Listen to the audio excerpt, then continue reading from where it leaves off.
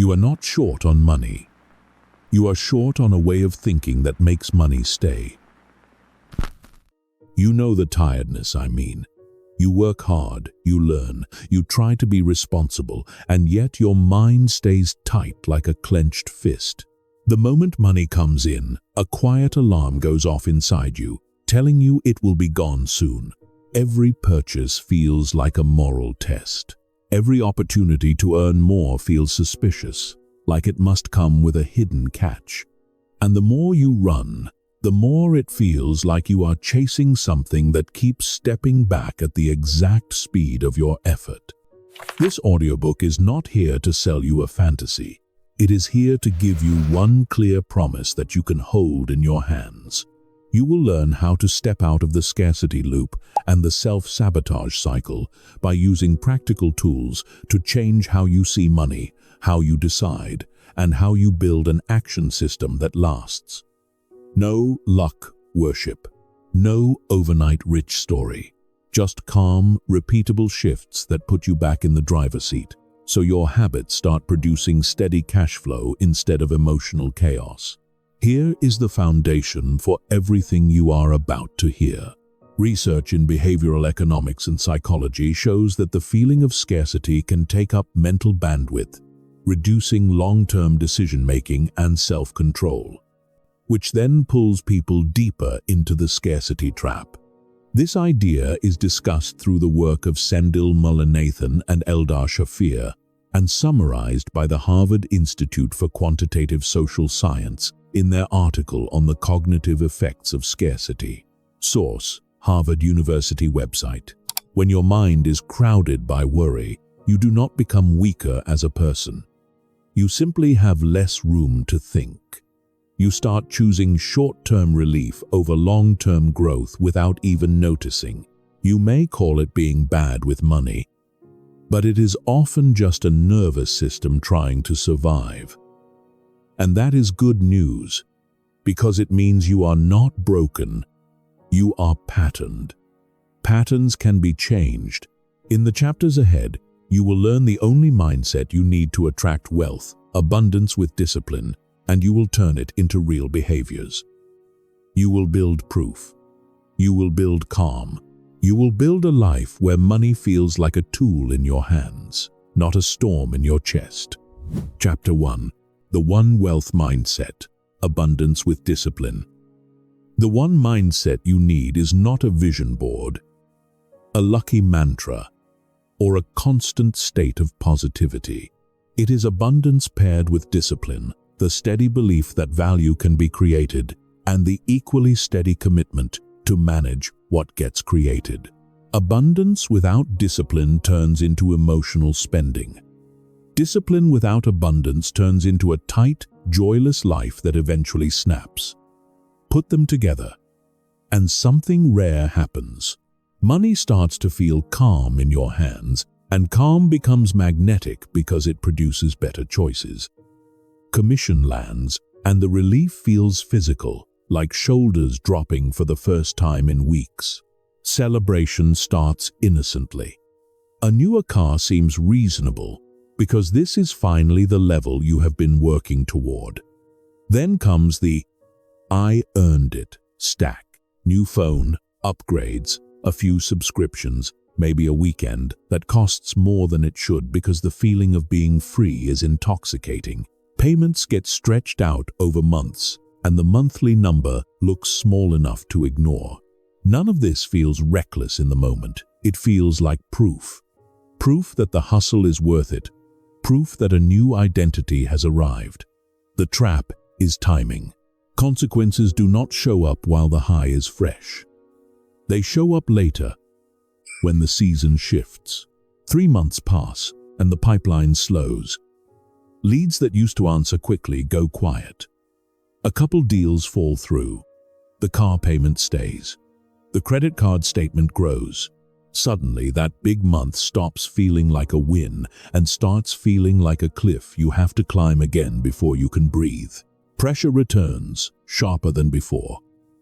Panic changes the way you sell. It makes voice tone tighter, patience shorter, and standards lower. Discounts get offered too fast. Boundaries get blurry. Sleep gets sacrificed. When desperation drives decisions, people sense it, even if nothing is said out loud. The cruel twist is that the moment money feels most urgent is the moment energy becomes least attractive. Then comes a quiet evening after a rough day. Sitting in the car, hands still on the wheel, a thought lands with surprising clarity. The problem was never selling ability. The problem was a lack of principles when emotions ran hot. Earning did not need to change. Relationship with money needed to change. That is what abundance with discipline actually does. It separates feelings from rules. It allows celebration without sabotage, ambition without chaos, confidence without denial. Abundance in this book means seeing options instead of tunnels. Fear may still show up, but it stops being the driver. Scarcity narrows the world into right now and not enough. Abundance widens the lens into choices, trade-offs, and long games. It is the inner posture that says, there are multiple paths, and one good path is enough. Discipline in this book is not punishment. Discipline is protection. It is a structure that keeps the future safe even when mood swings, stress spikes, or confidence dips. It is more spacious because fewer decisions get made from impulse, guilt, or performance. When these two work together, money does not just arrive through effort. It stays through design. A steady mindset produces steady behaviors, and steady behaviors produce steady outcomes. Here is the shift worth repeating. Wealth is not only about touching money, it is about holding it. Many people can make money in short bursts. Fewer can keep it without tightening into fear or loosening into excess. Abundance keeps the heart open. Discipline keeps the hands steady. Together, they create stewardship. Stewardship is the ability to assign money a job, protect it from emotional storms, and let it grow without drama. This chapter ends with a practical tool that makes the mindset real. A one-page wealth definition, written in 3 parts, simple enough to revisit and strong enough to guide decisions. First section, minimum monthly cash flow. Not a fantasy number, not a social media number. The number that covers essentials, reduces stress, and gives breathing room. Second section, a freedom list of 5 choices money would buy. Not objects. Freedoms. Freedom to say no to work that drains you. Freedom to take a day off without panic. Freedom to handle a car repair without borrowing. Freedom to invest in a skill that raises income. Freedom to help family without hurting your own stability. Make each one vivid, because the mind commits to what it can feel. Third section, 5 non-negotiable rules. The rails that protect future you. Examples help. Lifestyle does not rise on one good month. Big purchases wait 24 hours. Savings gets funded first, not last. Credit balance stays below a line that allows good sleep. Financial decisions do not get made in a stressed state. Choose rules that fit real life and can be followed without heroics. This one page becomes a compass. It reduces noise. It stops the cycle of reinventing yourself every payday and every setback. A mindset is not proven by what gets said when everything is going well. A mindset is proven by what gets repeated when emotions show up. Abundance with discipline turns money from a roller coaster into a road. And the road is what leads to wealth that feels peaceful, sustainable, and truly yours. Chapter 2. Scarcity Loop. When worry steals your future. Scarcity is not only a number in a bank account. Scarcity is a mental state, a narrowing of the world, where the present moment becomes so loud that the future turns quiet. In that state, Life gets optimized for today, even when the cost is tomorrow. The painful part is how reasonable it feels while it is happening. Scarcity does not announce itself as sabotage. It presents itself as responsibility, caution, realism. It sounds like, I can't risk it. It feels like, I'll fix it later. It looks like 1,000 tiny choices that aim for relief, not growth. Picture a single mom in Ohio. The paycheck hits on Friday, and before the money even feels real, it has assignments: rent, utilities, gas, groceries, the minimum payment on a credit card that has been carrying the weight of past emergencies. There is no drama in her morning, just speed. Bills get paid quickly, almost like swatting away threats before they can land. Then the balance is checked, and a familiar tightness appears, because what remains has to stretch across the rest of the month. An email shows up that same week about an online upskilling program. Not some expensive dream, just a practical course that could qualify her for a better position. The price is not impossible, but scarcity does not ask, is this useful? Scarcity asks, what if something happens? So the tab gets closed. The thought becomes, when things calm down, then I'll invest. Yet calm never arrives on its own, because calm requires a different pattern. A few days later, stress builds again. Work is heavy. The kids are tired. The house is loud. Cooking feels like one more demand, and the mind reaches for the fastest comfort available. Delivery. Not every day, not even every week at first, just a couple times to survive. It does help in the moment. It buys quiet. It buys a break. It buys the feeling of being cared for, even if it is temporary. Then the credit card statement arrives, a little bigger. The balance in the account feels smaller. The mind tightens further. The next time an opportunity shows up, it gets rejected even faster, because now the system is more fragile. That is the loop. Fear rises. Investment in the future gets cut. Short-term soothing becomes the substitute. Spending increases. Fear rises again. The tragedy is not lack of effort. The tragedy is that the effort is being spent on staying afloat, not on building a boat. This is where the concept of bandwidth matters. When scarcity is active, mental space gets consumed by urgent calculations.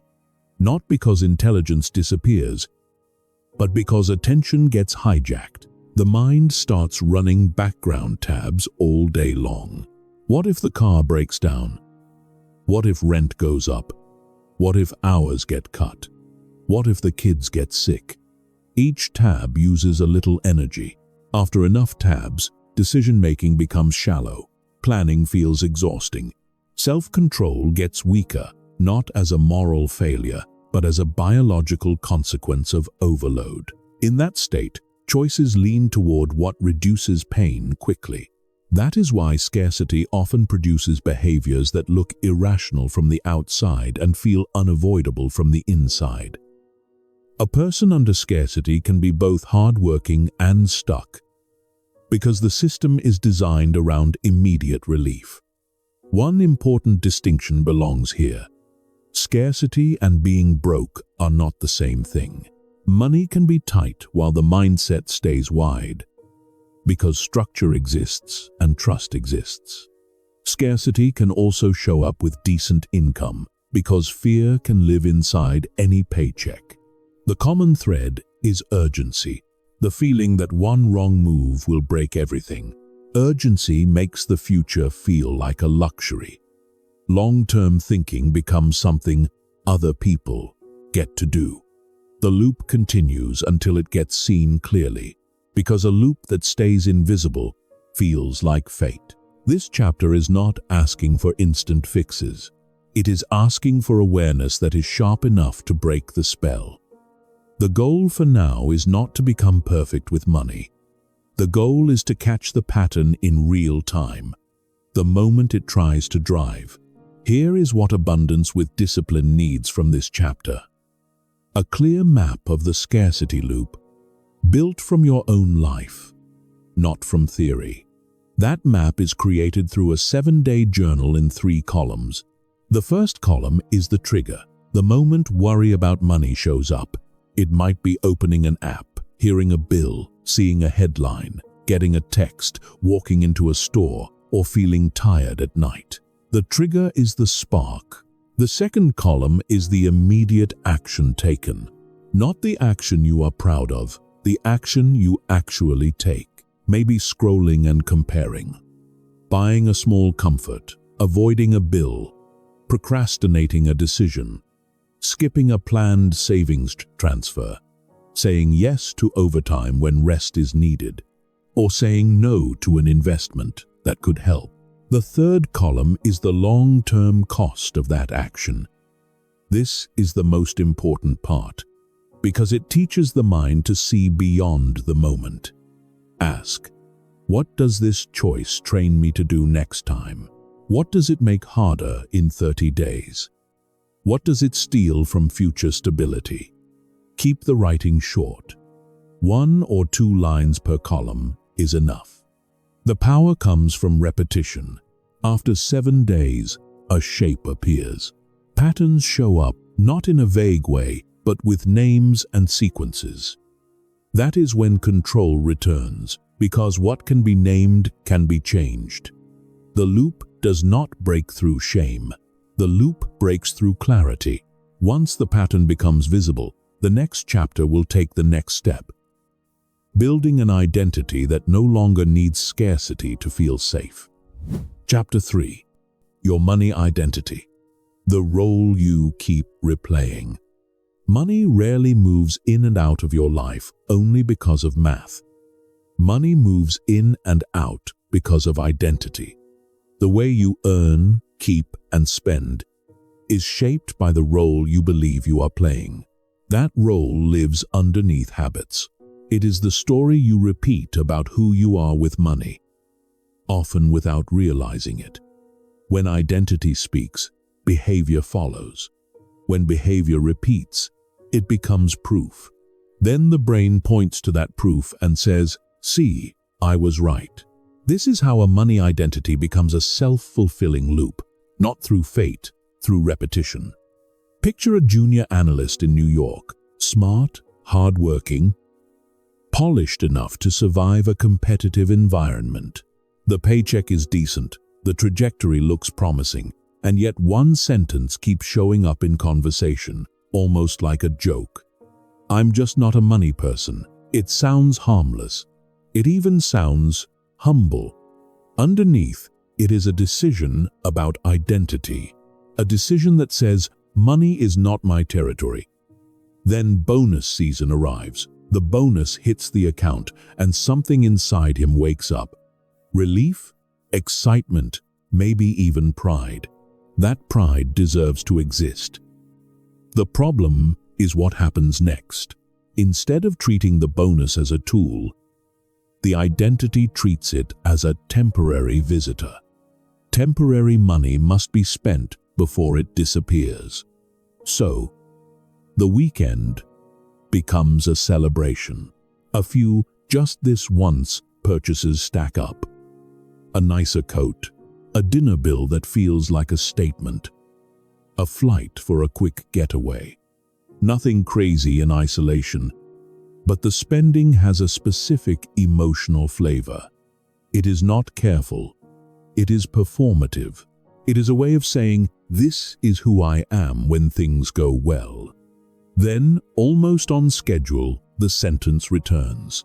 "Well, it was never going to last anyway." That one line does 2 jobs. It relieves responsibility and protects the ego. If the money disappears, no failure happened.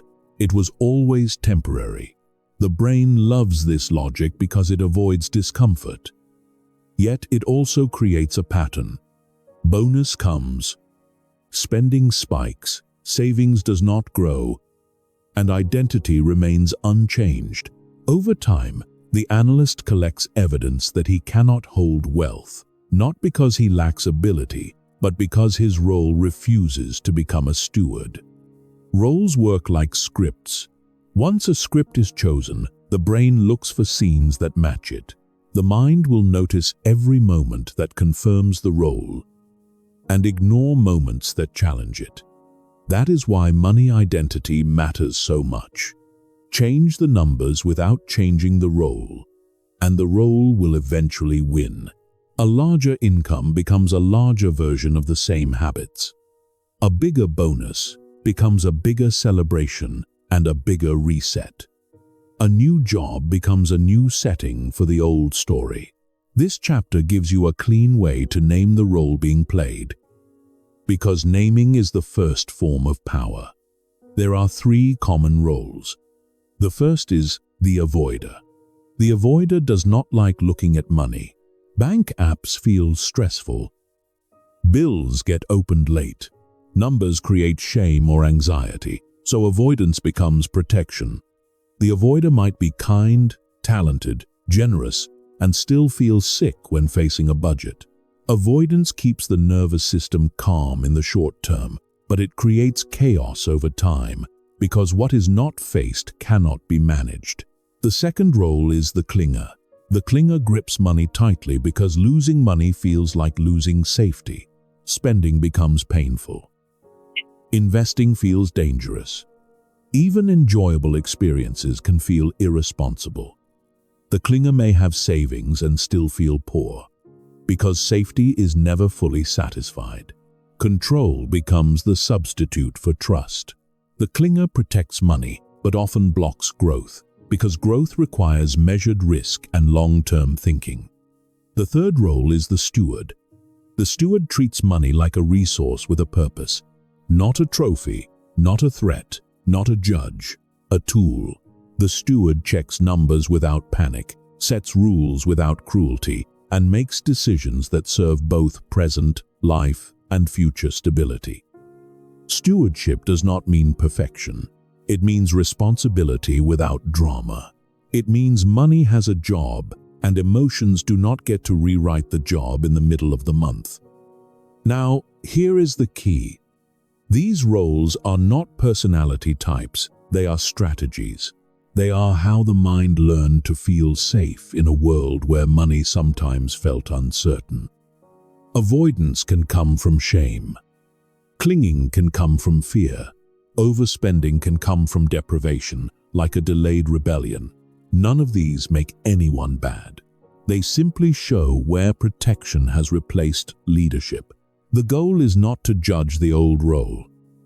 The goal is to outgrow it. So let's return to the junior analyst.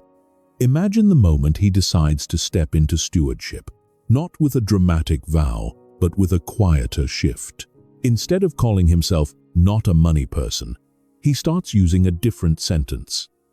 I'm learning to be a good steward. That sentence is powerful because it leaves room for growth. It does not demand perfection. It opens a path, and then behavior begins to change, because identity has changed. The same bonus arrives, but it is treated differently. Celebration still happens, but it is designed. A portion goes to enjoyment, and a portion goes to the future on purpose. The money is not allowed to vanish as a way of proving the old story. It is allowed to stay as proof of the new one. This is where the practical tool comes in. 2 role descriptions written clearly so the brain can see the difference. First, description. Who are you with money when stress hits? Write it like a character profile. What do you do? What do you avoid? What do you justify? What do you say out loud? What do you say silently? Keep it honest and concrete. Second, description. Who are you as a good steward? Describe the version of you who leads calmly. What habits exist? What decisions get made? What rules protect you? What does checking your bank balance feel like? What do you do the moment money comes in? Then choose one steward behavior to do within 48 hours. Not next month, not when things calm down. Within 2 days. It needs to be small enough to succeed and real enough to matter. One simple example is opening your banking app each morning, looking at the balance, and refusing to judge yourself.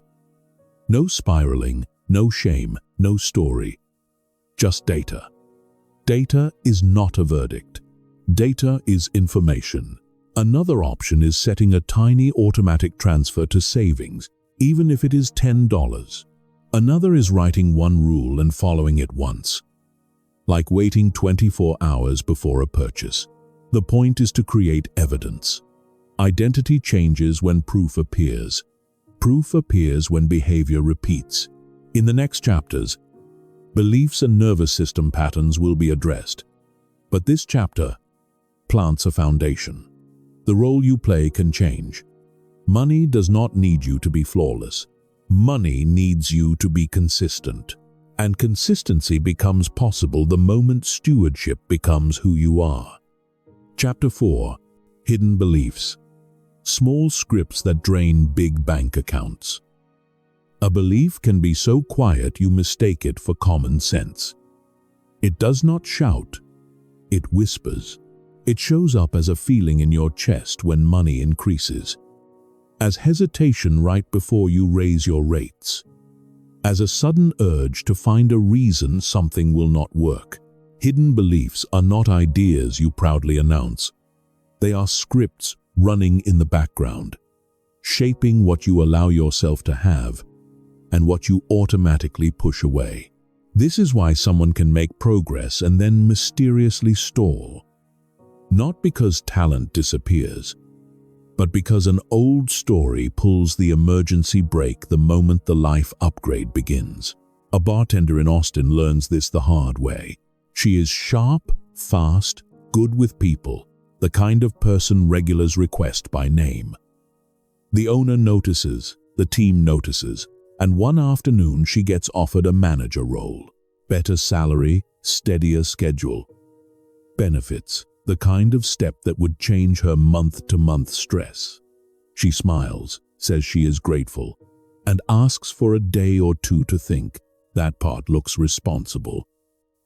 Not as a clear sentence at first, more like a wave of heat, a small tightening behind the ribs. Later that night, cleaning up after closing, the thought becomes words. People will think I'm getting too big for my boots. It is such a strange sentence, because it has nothing to do with her skills and everything to do with belonging. The offer is not being evaluated on merit. It is being evaluated on social safety. If this role makes her look different, if it creates distance, if it invites judgment, then the nervous system calls it danger. So she delays. She rereads the offer email. She searches for flaws. She focuses on the responsibilities, not the pay. She tells herself she is protecting her peace. But what is actually happening is protection of an identity that feels acceptable. She asks friends, and the answers do not help. Because the belief is deeper than logic. She watches another manager handle conflict and thinks, I don't want that stress, even though stress already exists. A week passes. The owner follows up. Her reply is polite and careful, full of gratitude. She declines. The reason sounds practical, but relief hits instantly. And that relief is the signature of a hidden belief winning. No risk, no judgment, no potential rejection. Also no raise, no benefits, no growth. The tragedy is not that she lacked ambition. The tragedy is that a script about how success affects belonging made the decision for her. This is the real power of beliefs. They do not feel like beliefs. They feel like you.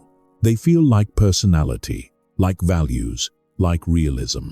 Yet most money beliefs are inherited, absorbed, or imprinted through moments that carried emotion. Family sayings, community attitudes, early experiences with debt, divorce, job loss, a parent stressed at the kitchen table, a friend turning cold when you did well, a teacher praising modesty, a culture that rewards being relatable more than being stable. The belief might have started as protection. Staying small kept you safe. Not standing out kept you included. Not asking for more kept you from being criticized. Those strategies can be useful in a certain season. The problem is when they stay long after the danger is gone. Then the same script that once kept you safe begins to keep you limited. Money becomes a mirror of that limitation. A raise arrives and guilt shows up. A new opportunity arrives and doubt shows up. A better plan appears, and the mind finds a reason to delay. Over time, the hidden belief does not just influence income, it shrinks your options. And when options shrink, scarcity grows. The key shift in this chapter is simple and profound. Beliefs are not facts. Beliefs are stories your mind learned to trust. A story can be edited. The goal is not to force positivity. The goal is to upgrade the script into something truer and more useful. Something that keeps your values while giving you room to grow. That bartender does not need to become arrogant. She needs a belief that allows leadership without losing belonging. A belief like, stepping up can be an act of service, not ego. Or, people's opinions are not my paycheck. Or, I can grow and stay grounded.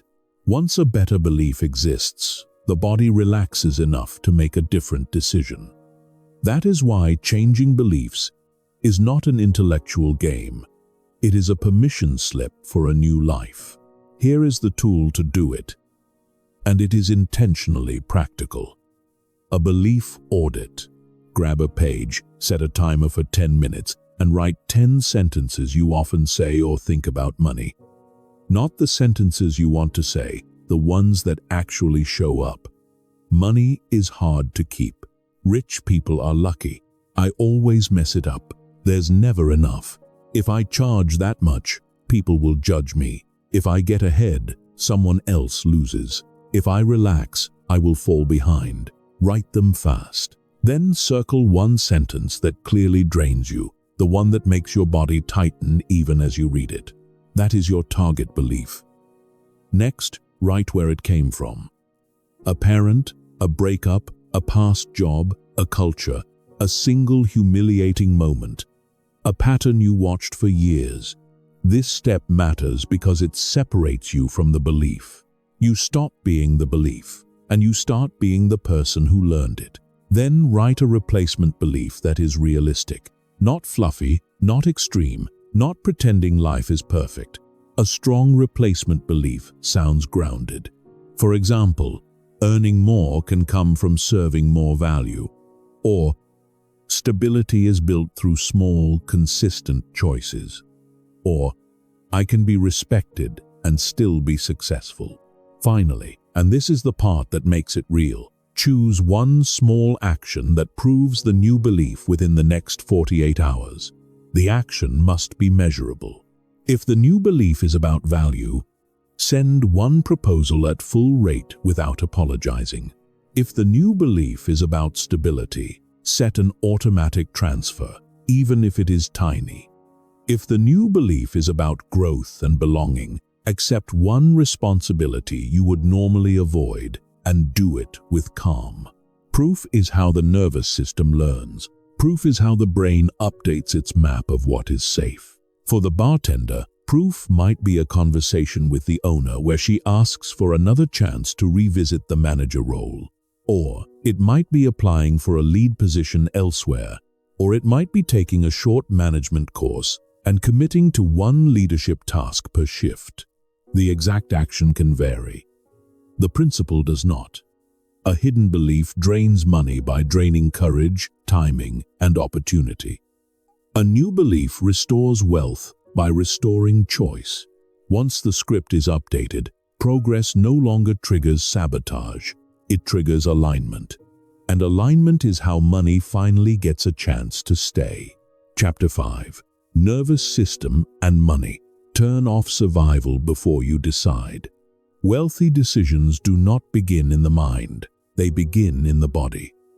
When your nervous system is in survival, the smartest plan in the world will feel unsafe. And what feels unsafe rarely gets chosen. That is why money can look simple on paper and still feel impossible in real life. Survival mode does not care about spreadsheets. Survival mode cares about threat, and it treats uncertainty like danger.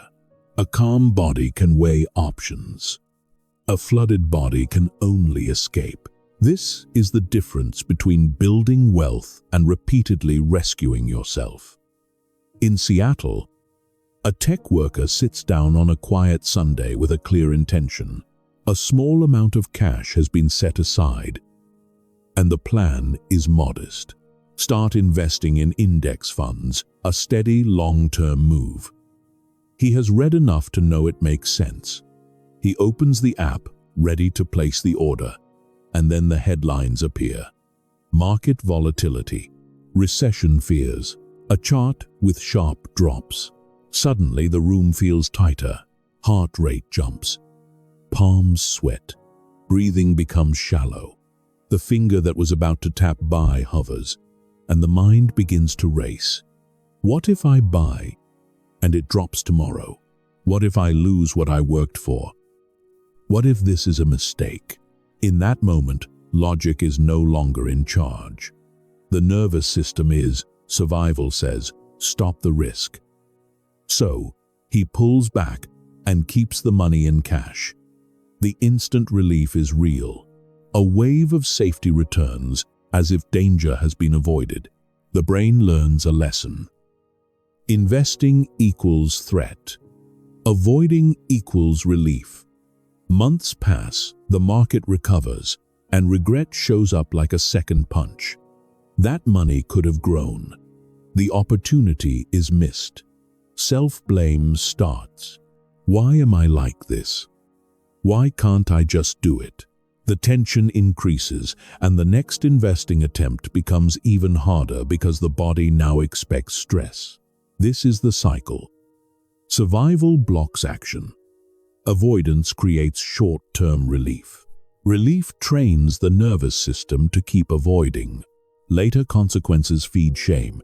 Shame raises stress. Stress strengthens survival. It is not weakness, it is conditioning. The core idea is simple. State comes before strategy.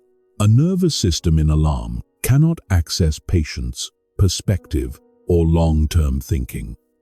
A regulated nervous system can. That is why the most effective wealth tool is sometimes not a budget, but a pause.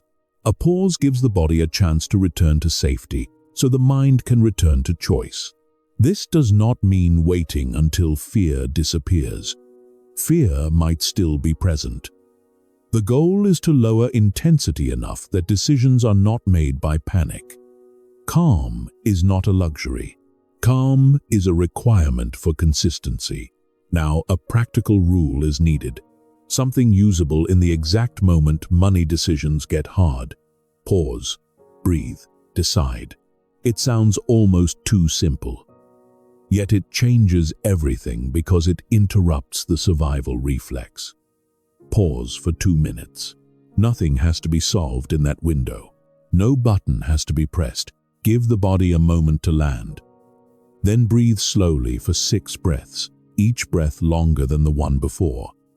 A long exhale tells the nervous system that danger is not immediate. Next, name the emotion in plain language. Anxiety, pressure, fear of regret, fear of loss, shame. Naming turns a fog into a shape. A named emotion is easier to hold than an unnamed storm. Only after that comes deciding. And deciding uses a checklist rather than a mood. Ask a few grounded questions. What is the goal of this decision, short-term or long-term? What is the downside? And can it be tolerated? What is the smallest step that still moves forward? In the Seattle story, The smallest step might be setting an automatic weekly investment amount so the decision is not remade each time headlines appear. It might be investing half and leaving half in cash as a transition. It might be choosing a specific day and time to invest, then ignoring financial news outside that window. None of these require heroics. They require a regulated body. Practice this rule with small decisions first, because confidence builds through repetition.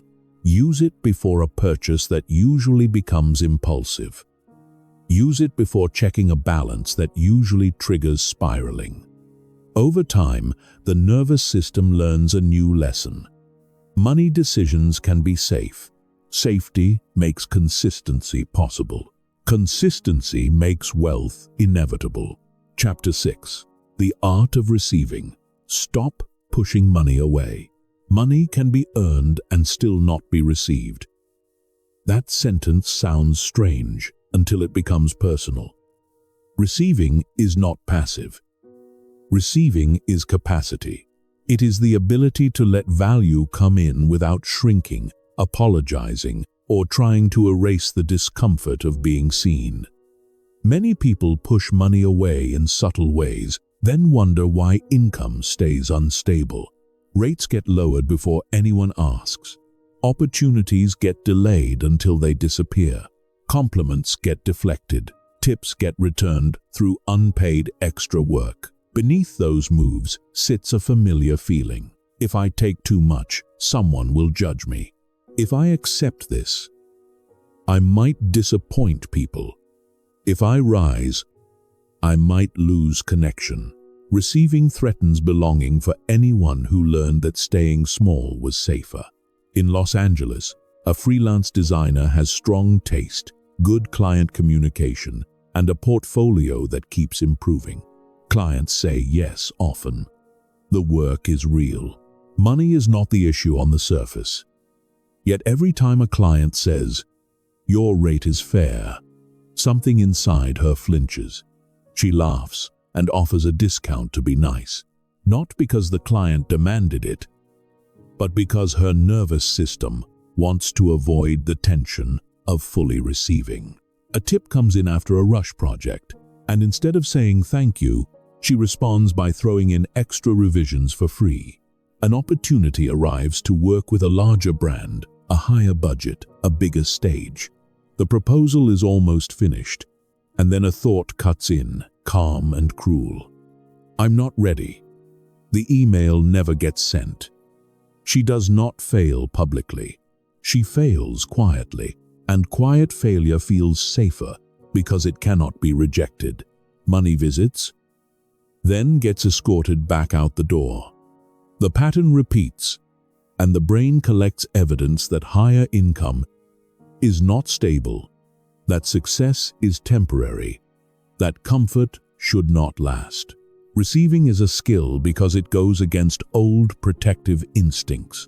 The goal is not to become greedy. The goal is to become solid, solid enough to accept what is fair without self-punishment, solid enough to let people pay for value without scrambling to earn approval, solid enough to hold more without turning it into guilt. This is where abundance with discipline needs a new layer. Discipline helps manage money once it arrives. Receiving allows it to arrive and stay long enough to be managed. Both matter. A healthy receiver does three things. Value is stated clearly. Boundaries stay intact. Gratitude is expressed without bargaining. Notice the difference between gratitude and negotiation. Gratitude says, "Thank you." Negotiation says, "Let me lower myself so you feel comfortable." Negotiation may look kind, yet it often hides fear. Fear of being judged, fear of being disliked, fear of being exposed, fear of outgrowing a familiar circle. Receiving asks for a different courage, the courage to be seen at full value. A simple practice locks this in. A 7-day challenge called Receive Without Shrinking. Each day includes one small act that trains your nervous system to stay present while receiving. Day 1. Accept a compliment without deflecting. A simple thank you, then silence. Day 2. Keep your rate steady in a conversation where the urge to discount appears. If a discount is offered, let it be intentional and structured, not reflexive. Day 3. Make a clear upsell suggestion that genuinely helps the client without sounding apologetic. Day 4. Receive money without adding unpaid labor to make it okay. Day 5. Let someone else help you, a referral, and resist the urge to immediately repay it with overgiving. Day 6. Say yes to one opportunity that feels slightly bigger than your comfort zone. Then take one concrete step within 24 hours. Day 7. Review what happened inside your body each time receiving felt tense. Tension is not a stop sign. It is a signal that growth is happening. For the designer in LA, Day 2 might be sending the invoice at full rate and letting the silence sit. Day 6 might be submitting the proposal before the mind can talk her out of it. Over time, a new identity forms. Not just a person who works hard, but a person who can hold good things.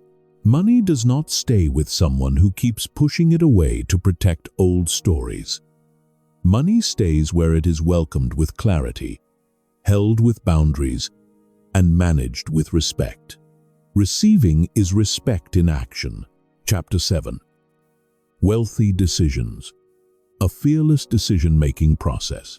Sustainable wealth comes from process, not mood. Motivation fluctuates with sleep, stress, news, and praise. A decision process stays steady and keeps money from becoming a roller coaster.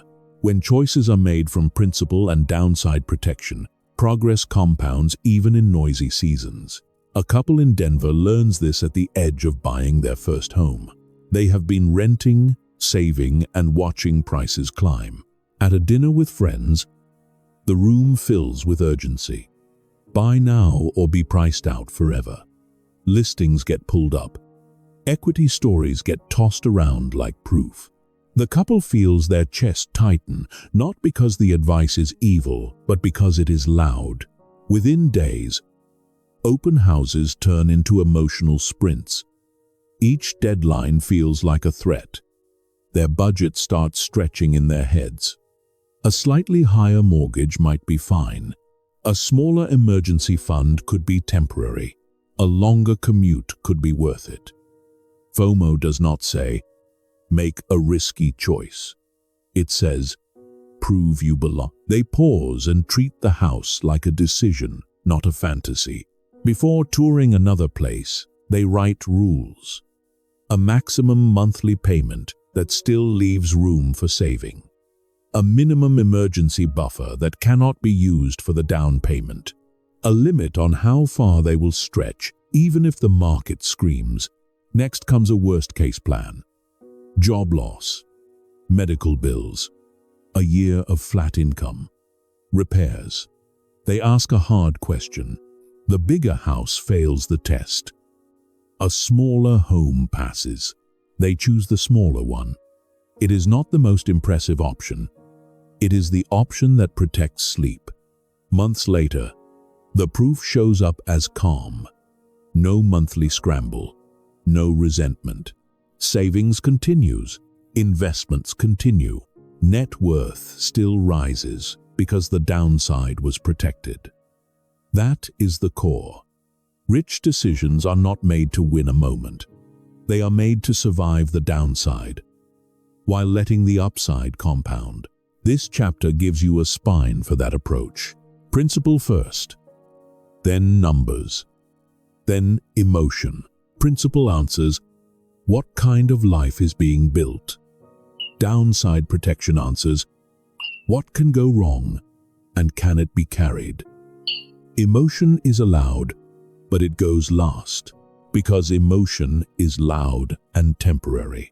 The main traps are FOMO, guilt, and shame. FOMO says, everyone is moving, Hurry. Guilt says, sacrifice until it hurts, then you'll deserve safety. Shame says, if you don't do this, you're behind. None of these voices produce wealth. They produce reaction, and reaction drains money through rushed choices and overextended commitments. A fear-free process does not erase fear. It removes fear from the steering wheel. Here is the tool. A 5-question checklist for any major decision, used every time. Question 1. Is this a need or an ego purchase?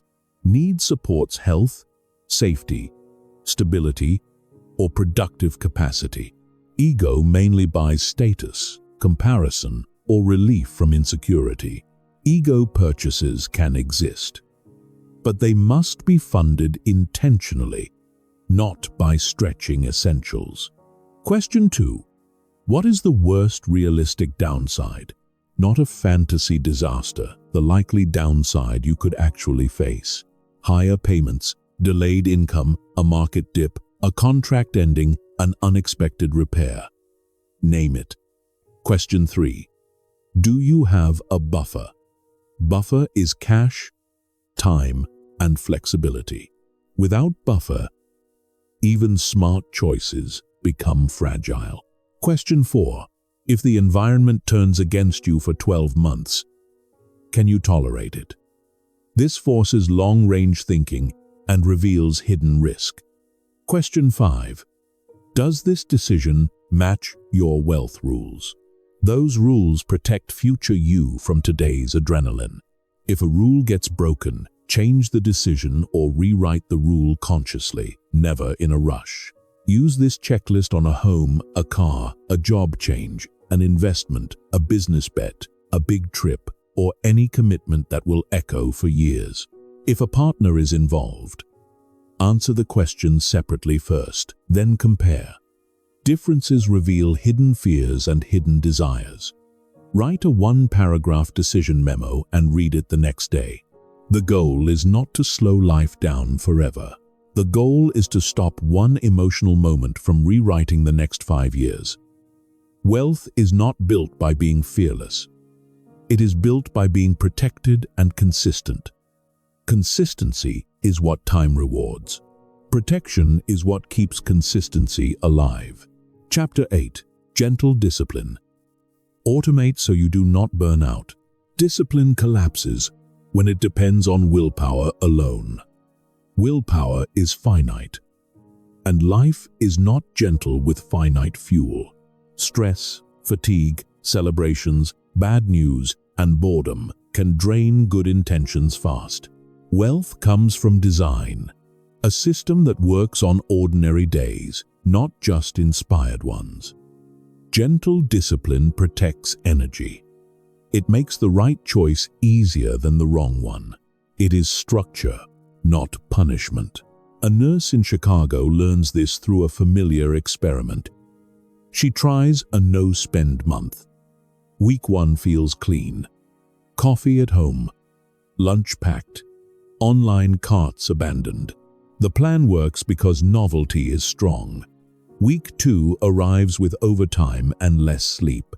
The rule starts feeling like deprivation. Small irritations build. Friends suggest going out and she says no, then feels lonely. An ad pops up and the mind whispers, "You deserve something." Week 3 is the snap. One hard shift, one heavy evening, and the dam breaks. Spending spikes, not from irresponsibility, but from a plan that demanded a daily fight. The month ends with guilt and a thought that stings. I can't stick to anything. Then she changes the approach. Instead of asking for heroics, she asks for automation. On payday, an automatic transfer moves money into savings before any debate. A second transfer funds a future bucket. A third bucket is created for fun money with a clear limit. Fun is not forbidden. Fun is contained. When the fun bucket is empty, fun gets redesigned rather than bought on credit. She also adds one rule for big purchases. A 24-hour cool-off period. The item can stay in the cart, but the card does not come out today. The result is not perfection. The result is lower friction. Lower friction is what makes discipline sustainable. This is the core idea. Automation beats willpower. A system beats a mood. If discipline feels like constant denial, burnout will eventually demand compensation. Gentle discipline prevents that compensation because it includes choice inside structure. The tool is a simple framework called 3 buckets. Bills, future, fun. Bills cover essentials, housing, utilities, transportation, groceries, minimum debt payments. Future covers savings, investing, extra debt payoff, skill building. Fun covers enjoyment, treats, experiences, small upgrades that make life feel alive. The magic is not the names. The magic is the order. Future gets funded first, automatically. Not what is left over first. That one move removes daily negotiation. The saving already happened. Next, bills stay clear and predictable. Clarity reduces anxiety, and anxiety often triggers impulsive spending. Autopay, or a simple bill calendar, prevents late fees and emotional spikes. Then fun gets an honest limit. A limit creates safety because it removes guilt. When the fun bucket is funded, spending from it is allowed without a moral lecture. When it is empty, the answer is not shame. It is creativity. Free fun, a walk, a library, a friend's house, a movie night at home, a workout, a cooking experiment. Fun becomes a lifestyle, not a leak. The cool-off rule handles impulse spending that acts like emotional medication. A 24-hour pause gives the nervous system time to settle so the purchase can be evaluated with clarity. Often, the urge fades. Sometimes the desire remains, and then the purchase becomes intentional, not reactive. Add one more layer to keep this gentle. Reduce decision points. Every decision point is a place where fatigue can win. Set defaults. A default grocery list. A default transfer schedule. A default day to review finances for 15 minutes. Defaults do not make life boring. They free attention for what matters. Start small. Choose your 3 buckets and separate them with accounts or categories. Set one automatic transfer to future on payday. Even if it is tiny, set a fun limit that feels realistic, not punishing. Add the 24-hour rule for any purchase above a number you choose. Watch what happens over 2 pay cycles. More calm. Fewer self-made emergencies. More trust in your system. If a bucket feels too tight, adjust it with data, not self-attack. Track for 1 week, then tune the numbers. Gentle discipline is iterative. A short weekly review keeps it alive. 15 minutes, 1 day a week. Look at the 3 buckets. Celebrate what worked, name one leak, and pick one small fix. That is how systems mature. Wealth does not require strength every day. Wealth requires support every day. A system is support you build for yourself. Chapter 9. Build pipelines. Buckets are honest work. Buckets are overtime, side shifts, extra clients, and extra hours. Buckets can save you in a tough season, and there is no shame in carrying them. The problem is that buckets do not scale. A bucket depends on your body, your time, and your mood. When energy drops, income drops. When life gets complicated, income gets fragile. Pipelines are different. A pipeline is a system that keeps producing even when you are not sprinting. It is repeatable value delivered through structure. Wealth that lasts requires leverage. Not because you are lazy, but because you are human. A teacher in Florida learns this when tutoring becomes both a blessing and a trap. She starts tutoring after school to cover rising costs. At first, it feels empowering. Every hour has a clear payoff. A student improves, a parent pays, and the next bill feels less scary. Word spreads, and her schedule fills. The money increases, and so does the fatigue. Evenings disappear. Weekends become makeup sessions. Lesson prep steals quiet time. The work is meaningful, but the pace becomes unsustainable. The irony shows up on a random Tuesday night when exhaustion hits and she realizes a hard truth. Income is rising, yet freedom is shrinking. This is the bucket problem. More effort creates more money, but also creates more dependence on effort. A pipeline begins with a simple question. How can the same value be delivered without multiplying hours? She looks at what she repeats every week. The same explanations, the same practice sets, the same patterns of mistakes. Instead of reinventing the wheel each session, she builds a small set of resources, a packet of worksheets that target common gaps, a short guide for parents on how to support practice at home, a structured plan for test prep that can be followed step by step. That is productizing, turning time into an asset. Then she changes the delivery. Instead of only one-on-one sessions, she starts a small group class online, 4 students, then 6, then 8. The price per student is lower than one-on-one, yet the total per hour is higher and prep is shared. That is systemizing. One effort, multiple outcomes. Finally, she adds a referral system. Not a desperate ask, a clean process. Each parent gets a simple message at the end of a successful month. If you know another family who would benefit, I have 2 openings next month. Here is the link to my waitlist.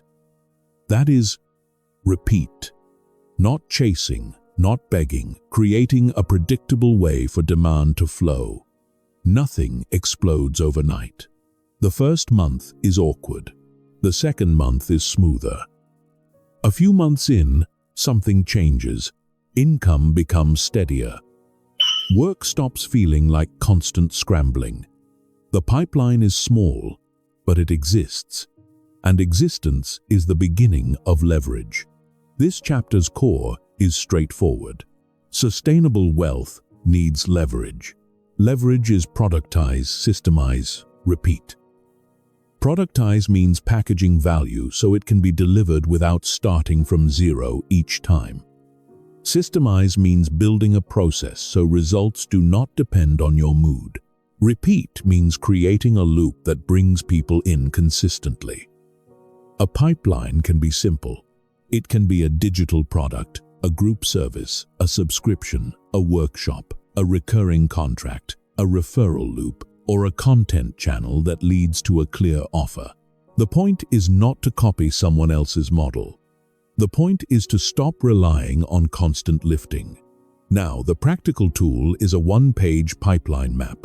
1 page forces clarity. Start with the skill you have. Not the skill you wish you had, the skill people already thank you for. Teaching, design, writing, organizing, coaching, fixing, cooking, selling, calming, translating, troubleshooting. Next, name who needs it. Be specific. Parents of middle school students, new managers, busy professionals, small business owners, people preparing for a certification. The more specific, the easier the pipeline becomes. Then define the minimum productized version. A worksheet pack, a template set, a short video lesson, a live group session, a checklist, a 2-week challenge. Something small enough to ship. Then choose the simplest channel to reach those people. One platform you will actually use: a local community group, a school newsletter, LinkedIn, Instagram, a marketplace, email, referrals. Choose one, not 5. Complexity kills pipelines before they start. Finally, pick one weekly habit that improves the pipeline. One habit every week. Record one short lesson. Update one worksheet. Send one referral message. Improve one template. Post one helpful tip with a clear call to action. The habit is the engine. Over time, the engine creates momentum. Here is the emotional shift that matters. Buckets teach you that money requires strain. Pipelines teach you that money can come through structure. That structure creates breathing room, and breathing room makes better decisions possible everywhere else. With a pipeline, investing becomes easier. Emergency buffers become possible, and discipline becomes less painful. The goal is not to quit your job tomorrow. The goal is to stop building a future that collapses the moment you get tired. Build one small pipeline, protect it, improve it weekly, and let time do what time does best. Compound. Chapter 10. Prosperity Environment. A strong mindset can survive a bad environment, but it will feel like swimming upstream every day. Environment quietly shapes defaults. Defaults shape decisions. Decisions shape outcomes. That is why the same person can be disciplined on a retreat and chaotic at home. It is not a character flaw. It is context. If wealth is the future you want, the environment has to stop inviting the past. A young adult in San Diego learns this while trying to pay off debt. Motivation is high at first. A plan is made. Spending gets tracked. Payments begin. Then the weekend arrives and the old world calls. Brunch with friends. Cocktails after. Shopping as entertainment. Photos. Laughs. Treat yourself energy. Saying no feels awkward. Not because the friends are cruel, but because the culture is set. Declining an invite creates a small social pain. That pain triggers shame. Shame sounds like, "You're boring now, you're broke, you're falling behind." To avoid that feeling, yes becomes automatic. Automatic yes leads to automatic spending. Then Monday arrives with regret, and the debt plan feels heavier. This is the environment working as gravity. It does not need to argue. It only needs to repeat. The turning point is not a fight with friends. It is a redesign. The young adult realizes that debt payoff cannot rely on constant social resistance. A new environment is needed, one that makes the future feel normal. So, choices change. A workout group replaces one weekend brunch. A personal finance community becomes a daily feed instead of lifestyle influencers. Free fun gets scheduled on purpose. Hiking, beach walks, a picnic, a potluck dinner, movie night at home. Spending drops. Shame fades because belonging is rebuilt in a different context. Accountability enters too. One friend gets invited into the plan, not to police, but to witness. When someone knows what matters to you, choices get easier. This chapter's core is simple. You cannot live into the future inside an environment that constantly invites the past. Prosperity needs space. Space in time, space in attention, space in relationships, space in your physical surroundings. Without space, the mind gets crowded, and crowded minds return to old habits. The tool is an environment edit done in 60 minutes. First, clean one small corner that represents the new life. A desk, a kitchen counter, a wallet, an inbox. Clutter creates friction, and friction invites avoidance. A clean corner becomes a signal. A signal says, This is where I lead my life from. Second, unfollow 10 sources that trigger FOMO, not because those people are evil, but because your nervous system reacts to comparison. Comparison creates urgency. Replace those 10 with 3 sources that teach skills and calm: personal finance education, career growth, business building, mental health, practical cooking, fitness. Skill content builds power instead of envy. Third, choose one person for accountability. One person, not a crowd, someone steady. Share one simple goal and one weekly check-in. Here's what I'm paying off. Here's what I saved. Here's what I avoided. Keep it clean and short. Accountability is not punishment. It is support. Finally, schedule one free fun activity for the next week. Put it on the calendar. Free fun is not a consolation prize. It is a strategy. It proves that joy does not require debt. The environment edit is not a one-time event. It is a lifestyle of small edits. Each edit lowers the friction of doing the right thing. Each edit reduces the number of times you have to fight yourself. Wealth stays where it is supported. Support is not only internal mindset. Support is what surrounds you when motivation dips. Build that support, and the future stops feeling like a struggle. It starts feeling like home. Chapter 11, the 30-day reset. Mindset becomes real when the body can point to proof. Without proof, mindset stays a nice idea. It might inspire you for a day, then vanish the moment stress returns. Proof is different. Proof is evidence you can feel. Evidence quiets the nervous system. Evidence changes identity. Evidence makes consistency possible. That is why the most important thing you can do after learning a new way of thinking is not to think harder. It is to repeat small actions until your brain has no choice but to update what it believes about you. A warehouse worker in New Jersey lives inside the opposite belief for years. I'll never get ahead. Not dramatic, just resigned. Bills get paid, surprises hit, overtime comes and goes, and the future always feels like it belongs to someone else. One night, after another month ends with nothing left, something small shifts. Not a burst of motivation, a decision to run an experiment. 30 days. No grand promises, just proof. The first action is 10 minutes each evening tracking spending. Not to judge, to see. A simple note on a phone. Groceries, gas, coffee, subscriptions, small purchases that disappear from memory but not from the account. Those 10 minutes do something powerful. They slow the story. Instead of money vanishes, there is data.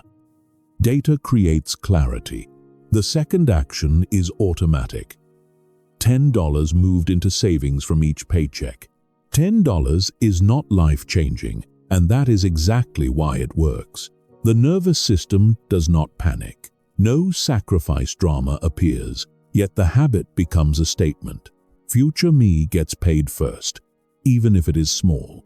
The third action is 20 minutes of learning a day. One skill, chosen for usefulness, not for ego.